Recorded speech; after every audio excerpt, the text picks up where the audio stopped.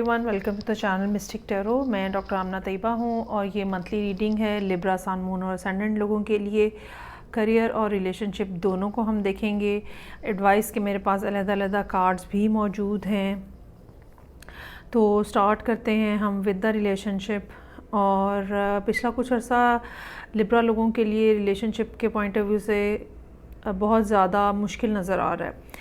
और तकरीबन आप ये समझ लें कि ये पिछले साल अक्टूबर की बात भी हो सकती है और उससे कुछ पहले की भी बात हो सकती है, जहाँ पे एक बिट्रेल नज़र आ रहा है, धोखा नज़र आ रहा है, एक बहुत ही तकलीफ़देह एंडिंग नज़र आ रही है।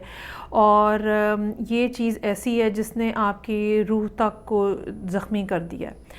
तो पिछले तकरीबन 4-5 महीने आपने इसी बात पे लगाए हैं अपनी हीलिंग के ऊपर। आपने इस नुकसान से, उस लॉस से, उस बिट्रेयल से, ये जो सडनली रिलेशनशिप बिल्कुल एंड हो गया और ये इतना सडन होगा कि आपने एक्सपेक्ट ही नहीं किया होगा। तो इसकी सडननेस और एक ज़ाहिर बात है कि पेन जो रिलेशनशिप के टूटने की होती है, तो आप उससे पिछले 4 महीनों में रिकवर करने की कोशिश कर रहे हैं और अब जाके नज़र ये आना शुरू हुआ है कि आपने काफ़ी हद तक रिकवर कर लिया है। अच्छा, इसमें ये हम नहीं कह सकते कि इसमें लिब्रा का कोई कसूर था, ठीक है। जिनके साथ आप डील कर रहे थे उन्होंने बग़ैर कोई वजह बताए एकदम से, जैसे चीज़ों को आप स्विच ऑफ कर देते हो, उस तरह की सिचुएशन जो है वो यहाँ पे नज़र आ रही है। जितने डिफ़िकल्ट कार्ड्स हैं टैरो के अंदर, जितने पेनफुल कार्ड्स हैं, वो सब के सब यहाँ मौजूद हैं।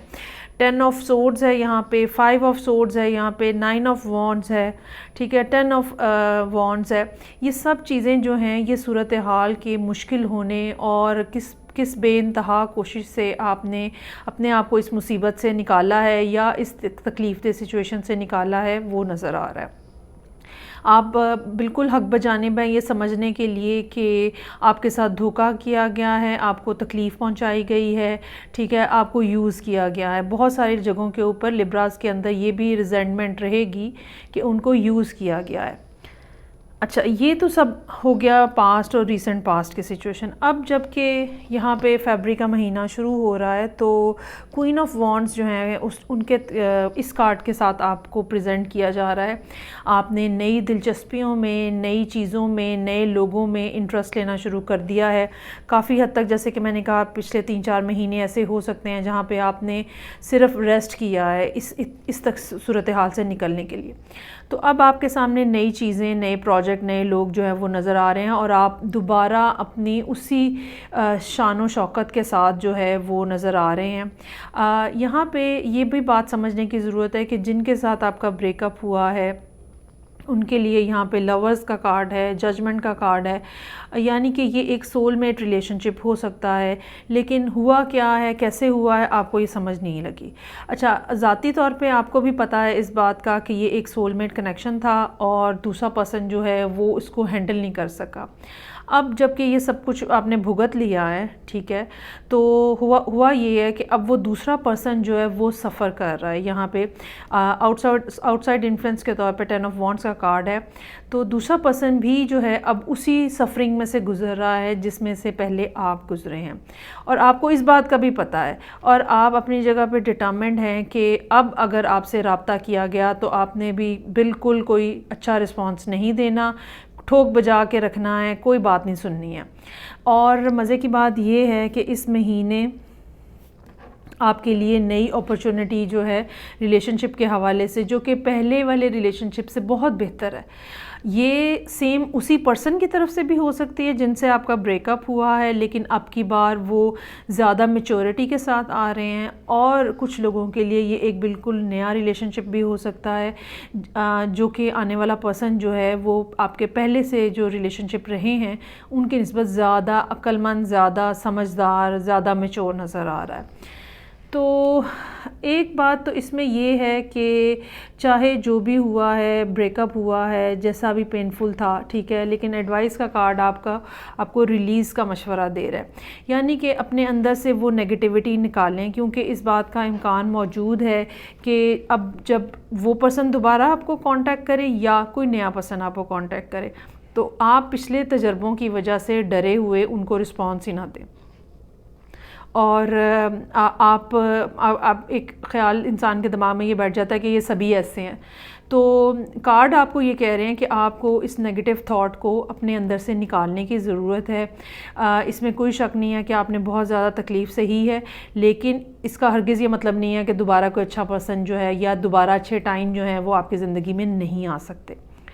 अपने अंदर से इस नेगेटिविटी को निकालें, यानी कि एक दफ़ा फिर आपको रिस्क बिल्कुल लेना चाहिए, लोगों से मिलना चाहिए, लोगों को समझने की कोशिश करनी चाहिए, क्योंकि यहाँ पे जजमेंट का कार्ड जो है वो सब कुछ जो आपसे छीना गया है, वो सब कुछ जो आपसे वापस ले लिया गया है, उसकी वापसी की बात हो रही है। किसी न किसी शेप और फॉर्म में उस मोहब्बत की वापसी की बात हो रही है जो कि आपसे ले ली गई है, जो कि आपसे छीन ली गई है। तो ये सारी सूरत हाल है रिलेशनशिप के हवाले से। अब हम आ जाते हैं करियर के मामलात के ऊपर।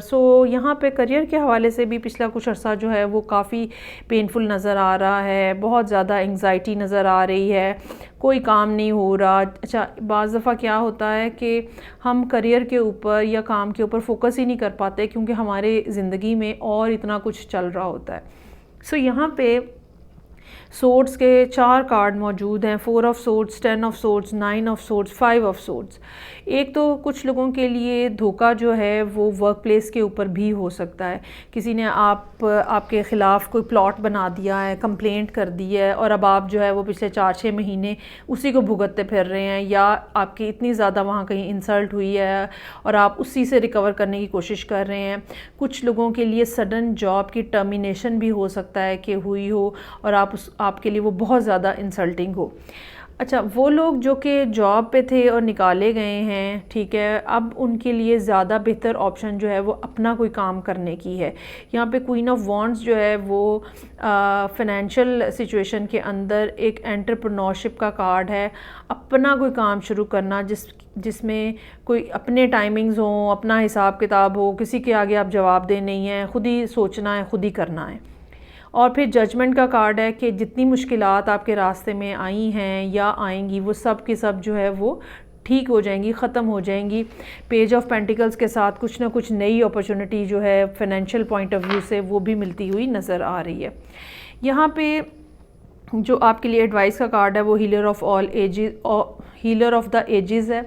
तो आपको यूनिवर्स की तरफ से सपोर्ट मिल रही है। जजमेंट का कार्ड ही बेसिकली यहाँ पे यही कह रहा है कि जो आपसे ज़्यादतियाँ हुई हैं उनको यूनिवर्स जो है वो ख़ुद रेक्टिफाई करेगी, कुदरत जो है उनको ख़ुद ठीक करेगी, और आपके लिए हीलिंग है, कंफर्ट है, आपके लिए आसानियाँ ही आसानियाँ हैं। जो मुश्किल टाइम था वो गुज़र चुका है, अब आपके लिए आसान पीरियड जो है वो शुरू होने वाला है। ये थी रीडिंग जो लिब्रा लोगों के लिए थी। आई रियली फील कि आप लोगों ने जो मुश्किल टाइम गुजारे हैं उनका अब वो जिसको कहते हैं ना सब्र का फल मिलने का टाइम आ गया है। 2 टेंस के कार्ड मौजूद हैं जो कि हमें एक सडन शिफ्ट जो है एनर्जी के अंदर वो शो कर रहे हैं। आपको भी पता है कि किस तरह से आपको धक्के देके सिचुएशन में से निकाल दिया गया, चाहे वो जॉब के ऊपर थी या वो रिलेशनशिप था, और एक बहुत ही इंसल्टिंग से अंदाज़ में आपको फेस करना पड़ा। लेकिन अब जो है वो चीज़ें जो हैं वो बदलती जा रही हैं और बदलती जाएंगी। ख़ास तौर पे फरवरी के सेकंड हाफ़ में आप पूरे तरीके से एक्सपेक्ट कर सकते हैं कि जो ज़्यादतियाँ आपके साथ हुई हैं उनको ठीक कर दिया जाएगा, और ये कुदरत की तरफ से होगा। ये रीडिंग थी लिब्रा लोगों के लिए, sun, moon and ascendant. I hope आपको इसका कहीं ना कहीं बेनिफिट होगा। मैं आपसे नेक्स्ट रीडिंग से फिर मिलूँगी। अपना ख्याल रखिएगा। खुदा हाफिज़।